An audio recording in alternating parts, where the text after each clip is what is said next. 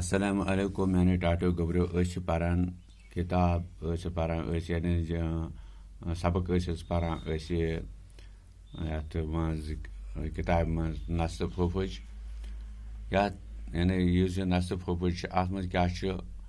दलील मज त्रे किरदार अत दलील मज त्रे किरदार नब बे हब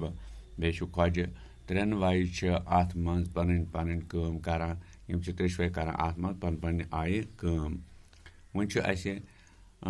गोडनुक अत मज तुह कमिस किरदार सज कम आय ज्यादा पसंद यानी कम सज कम आयो तुह ज्यादा पसंद नबन आया हबन आया ख्वज सज आया जवाब लिखोस अस आय हबनी किरदार कम ज्यादा पसंद दोम सवाल कम सजन कथन पे खो तुह सख जवाब गो अस खज ख्वज सजन कथन पे सख त्रेम तुह कम सजन कम सज काम पे गयु खुश जवाब अस गई हबने काम पे खुश चूरम तुह कम सज काम सत असुन जवाब अस आव हबने काम पे असुन पत् सवाल नंबर 5 मुहावरन हुंद मतलब लिखो तो करियो जुमलन मज इस्तेमाल मुहावर माने तो जुमल ये मज मुहावर ये मज माने यन तो जुमल यप वुच तो गोडनुक अजी मेंगी टूब थावन गई चल हावन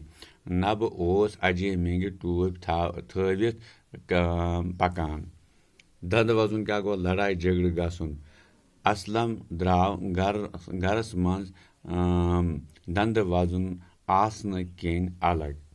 गर करुन क्या गो गर संभालुन नोश असल पट गर कर वठन मतुन साम न अनम बैठुन गो सख लाचार गसुन येलि वठन मेथन साम अनम तो बैठोस न तो गो अकिस ख्वजस निश पत् ब्या मल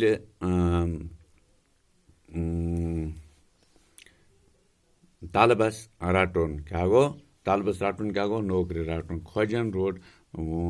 रोट तो वन हब तलबस दंदन तल ओंगज त्रावन गो अफसूस करुन येलि ख्वजस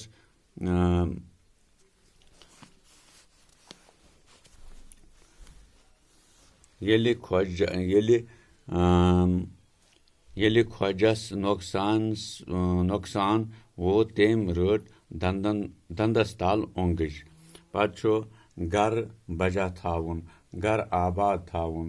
प्रथ कंसी लाजिम कि सह थावे पनुन गर बजा पत् ब्या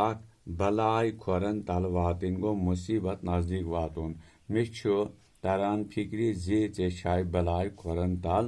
वचमज यम कर लिखो इथे कन कॉपी पे क्या कर याद ताकि एग्जामस मज हेक्यू पे ठीक पे यमन हुंद मतलब तो माने तो जुमलन मज लिखित ठीक इजाजत शुक्रिया।